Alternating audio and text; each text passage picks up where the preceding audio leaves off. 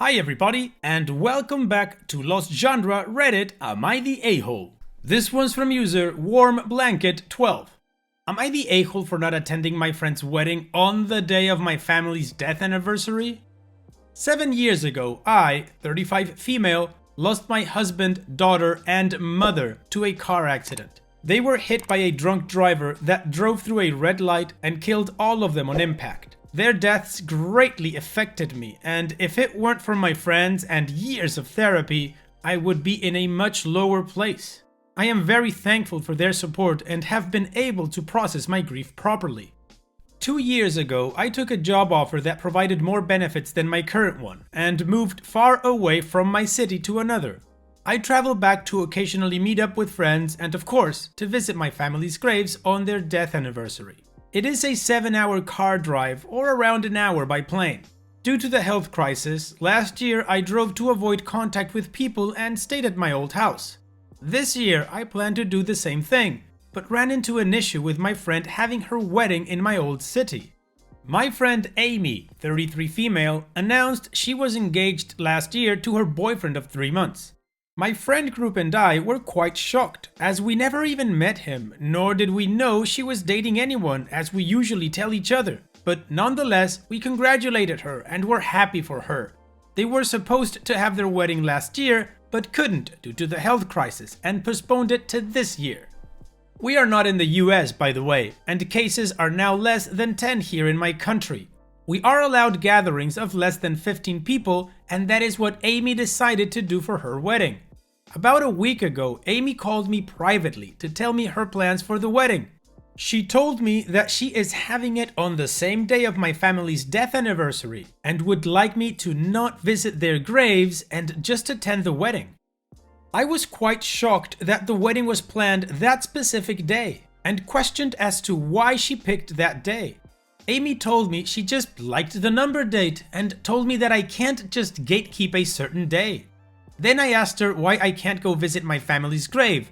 She told me that she doesn't want my sadness and grief to take the attention at her wedding. I was incredibly stunned at what she said. I know I'm quite emotional, but I know how to compose and behave myself at certain events. Here's where I think I am the a-hole. I told Amy that unfortunately, I will not miss out on visiting my family's grave. I tried to ask for a compromise and told her if my emotions were too much of a problem, I'll attend their graves after the wedding was over. She said she wants my support for the entire day and dedicate it towards her, but she'll think about my offer. It's been a week and I have not heard from her. I feel like I should just go to the wedding to keep the peace as I owe it to her, especially after all the support and love she gave me after my family's death. But it still doesn't feel right to just attend the wedding and forget about my family. Would I be an a-hole if I told her I won't be attending the wedding at all if she hasn't reached a decision? The judgment is not the a-hole. Now let's take a look at the top comments. Tracy Minnow B says, not the a-hole. I'm so sorry for your loss, but I have a question. Why is Amy allowed to gatekeep that day for her own, but not you? After all, her wedding anniversary will be on that date from now on. Will she try to force you to forget about your loss every year? I think it's really insensitive and selfish of her. EAA404 says, first off, my heart goes out to you. I can't imagine what it's been like to go through what you've been through. As to the question, quote, she told me that she is having it on the same day of my family's death anniversary and would like me to not visit their graves and just attend the wedding instead. End quote. And that's the point at which I knew she was the a-hole. Had she unknowingly picked the same day, invited you, and only found out too late, that might have gotten close to no a-holes here. But deliberately picking the day she knows you grieve on? No, that's not the action of a friend. You aren't gatekeeping that day. She and others can do what they like. You're simply saying that you are not available that day.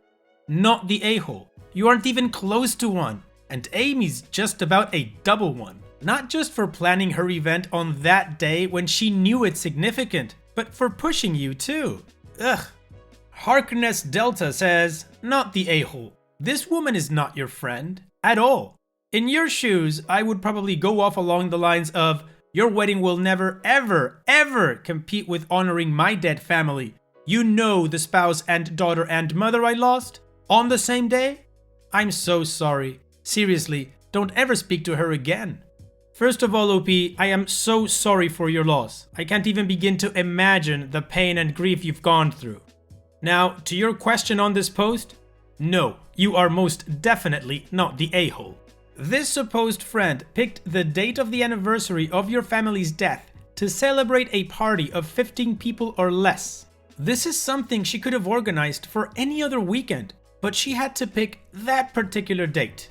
It's not like she's juggling a venue and catering and band and all of that, and this is the only free weekend to do it. And even if she did, in that case, a true friend would actually ask you before closing that date. But no, it's a small celebration on that particular day, and she wants you to go celebrate with her and not visit your family. That's not a friend. I wouldn't even bother getting back to her, just don't go to the wedding. What about you guys? What would you do in OP's shoes? And while you think about that, let's continue with the update to see what ended up happening. Hello Reddit! I want to start off by saying thank you to everyone who replied. I was not expecting my post to get this level of attention. I have read all of your comments and thank you once again. I am in tears and became an emotional mess after reading your thoughtful responses. Thank you for the love and support. I have always felt as some sort of emotional burden to my friends, so thank you for your encouraging message and telling me to keep my head up high. Even though we are all strangers on the internet, it sort of felt like I had gained a new family. My heart goes out to the people who have messaged me privately of their experiences with losing their loved ones to drunk driving as well. Please know, I have felt your pain. You are not alone in this, and I wish you all the love in this world. Now for the update. I did what some of you suggested and called my other friends to let them know what Amy had asked of me. They were quite livid and angry for me as they had no idea what Amy was planning for the wedding. We arranged a Zoom call with her the next day to discuss why is she being so insensitive to me. Well, the call was quite the battle. It started off calm, then Amy just blew up. You guys were right when you said that Amy was jealous of the attention that I had received during the time of my family's death anniversary. Her wedding was a way to shift the attention towards her. She tried to explain to us by having the wedding on that day, it will turn a negative situation into a positive one. When she realized she wasn't convincing enough, it felt as though a mask had fallen from her face and she started yelling and insulting me. She said that she is tired of having to play the supportive friend role and that it's been 7 years. I should just get over it by now or go join my family in the ground. My friends, lost in their anger, just called her every name in the book. I am honestly just shocked and disappointed at the person who used to be my friend. It breaks my heart knowing I lost another person in my life. But I guess you guys are right in the sense that she never really was my friend. I now look back at our friendship and realized it was often one-sided on my part. I wish it didn't take me so long to realize it. No one in our friend group of 6 people are going to her wedding now. We have decided to go no contact with Amy and block her on all social media.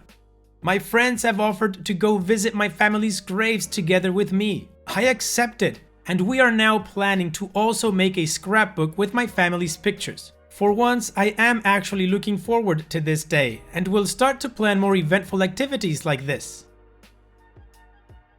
Thank you once again to everyone for helping me through this, and please remember, do not drink and drive. I am begging you, please don't. Please drink responsibly and drive safe, everyone. OP's edit.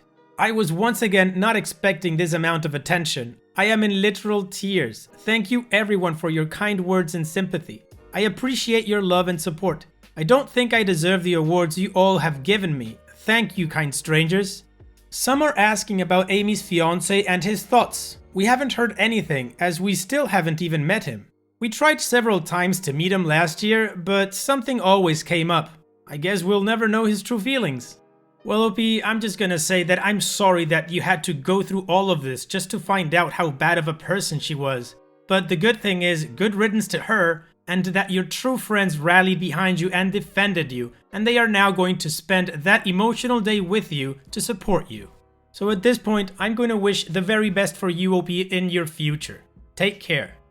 And for the rest of us, let's continue with the next post. This one's from user BigNo1547. Am I the a-hole for refusing to tell my dad that I am buying a house until after I have moved in? To start this off, I, now 31 female, moved out of my dad's home when I was 14. He had anger issues, and me moving out and refusing to come back was his rock bottom, and he got the help he needed. I was lucky, and a family member took me in, and I slowly let him back in my life. Back 12 years or so, I was fresh out of high school, but had an awesome paying job and inheritance from my grandparents. I decided I wanted to buy a house near the local college so that I could get a degree and get an even better job. The house I found was 4 beds, 3 baths, and listed for under $100,000 and had just been updated. It was after the 2008 bubble burst, so the deal was really good. I went through the pre-approval process and put in an offer. Before I heard back, I showed my dad the house. I already lived alone, having moved out of the family member's house, but wanted to share my happiness and thought he would be happy for me. I was horribly wrong. He berated me for over an hour, the highlights being: I was dumb to think I could handle owning a house at 19. I didn't know how to own a house because I was too young. I didn't need such a big place because it was only me. Roommates would destroy the place. Maintenance would just cost too much. I would eventually end up with a foreclosure on my record. So even though my offer was accepted, I walked away and regretted it deeply for years. I used to periodically check and see how much the house was worth, but stopped in 2016 because I decided I was obsessing and it was unhealthy, but the house was worth over $400,000. I thought I had let go of the negative feelings, but it seems house hunting has brought them back up. I can't help thinking how much easier buying our new home would be if I had that house to sell for a down payment. My husband knows the story and supports me not telling my dad and even agrees. Then I was talking to one of my aunts and told her about the house we now have under contract. I also asked her not to tell my dad. When she asked why, I explained, and she told me, well, if your father didn't burn all his bridges and would act like the adult he thinks he is, he wouldn't be left out of this kind of thing. Turns out, they are not talking right now because he demanded money from her. She offered to pay him to do some basic chores since he doesn't have a job right now, but he claimed he was too busy and just wanted money. I have also heard his side of this since he called me to complain about her. He, however, left out the part where she offered to pay him to help her. While I agree he's acting like an entitled a-hole, I'm wondering if my aunt is agreeing with me because she's mad at him for the way he treated her. She definitely has every right to be mad, especially considering he sent some really nasty texts. But I also know the fallout from him not finding out about the house until after we have moved in will be unpleasant, to say the least. So I am now questioning if I might be acting like the a-hole. The judgment is not the a-hole. Now let's take a look at the top comments. Lumpy Space Stay says, not the a-hole. Sounds like your dad never got out of rock bottom in the first place. Just curious, if you're so fearful that, at 31 years old, your father would berate you for buying a house, why are you still in contact with him? OP responds, I try to keep things to shallow conversation with him and live nearly a day's drive away, so don't have to see him very often. I think maybe I'm just not ready to cut him out completely. There is a small part of me that just wants my dad to love and respect me, but I'm coming to terms with the fact that he probably never will. Monday Night F-Ball says, not the a-hole, you aren't asking him for a dime. He talked you out of an incredible investment. He sounds like he hasn't recovered from his anger issues very much. OP responds, I suppose it's a relative perspective thing with his anger. He doesn't yell anymore and he won't get in my face now, but he will nag and insult and belittle to try to get his way. I deal with that by not giving him that in. So Many Whippets says, how many of your rainbows are you going to give him a chance to piss on? Not the a-hole. I agree, OP, you are not the a-hole. You are just trying to cut out some negativity. You really do not need his input. You're an adult and you and your husband have already made a decision. If your dad can't be supportive or give his opinion in a non-berating way, then you really shouldn't ask for his opinion at all. So yeah, don't say anything. And even if you do say something, if he starts nagging you or whatever, just hang up. You don't need it, really. What do you guys think OP should do? Let me know in the comment section, and let's continue with the update to see what happened after this. So, we closed on the house last week and moved in over the weekend. I did not tell him what we were doing until after closing papers were signed and we had keys in hand. Telling my dad went better than I thought it would, but I also didn't word it in a way that would come off as me asking his opinion. I called all my other family first before calling him. I was planning to just text him, but instead I called and told him I was sending a text. The text I sent was a link to the house listing. Yes, this means he knows our address, but that at this moment was unavoidable. He asked me when we would be closing and mentioned that he didn't like the location. Before he could say more, I told him we had just finished signing all the papers and were taking our first carload of boxes over. That shut down the conversation. And while he said he was happy for us, I could tell he was unhappy that I either didn't tell him sooner or didn't get his thoughts on the house first. He hung up pretty quickly after that. I'm happy with how I went about it, even if my dad isn't. I know he was going to pick my home apart if I let him, especially since he had already said he didn't like the area. He's been mostly silent on the house news, but will text or call about anything else. My husband thinks the way he's been shut down is hilarious. He did the same with his mom, who thinks her grown children should always ask her permission to do anything in life as well. Everyone in our home is happy, and those who aren't don't get a say in it anyway because they don't live here. We have also made strategic use of all the rooms so we don't have any guest room of any kind. I also now have a yarn closet instead of yarn boxes shoved in a corner. Thank you to everyone who had responded. Well, OP, I think you dealt with it the best way you could. You just did not invite negativity into this decision. You didn't need it. So, all there's to say is, I hope you guys enjoy your house and everything goes well. Hopefully your dad will get the point, but to be honest, like you say, I don't think he will. Anyways, take care, OP. All the best. And so, we've reached the end of the video. I truly hope you liked it. If you did, leave a like. And don't forget to subscribe to reach our goal of 100,000 subscribers.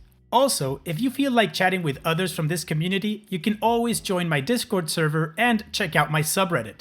I'll leave the links in the description. And I'll see you guys in the next video.